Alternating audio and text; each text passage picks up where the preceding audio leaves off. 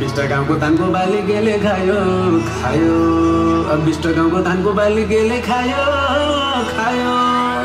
बाखरीले दियो खायो साइले दियो खायो पैयो फुल्यो मङ्सिरैमा जेठै फुल्यो आरु पैयो फुल्यो मङ्सिरैमा जेठै फुल्यो आरु छर्के पहिलो रातै आँखा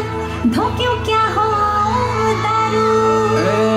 तीन आनाको सिन्दुर पोते दुईको धागो चुरा तीन आनाको सिन्दुर पोते दुईको धागो चुरा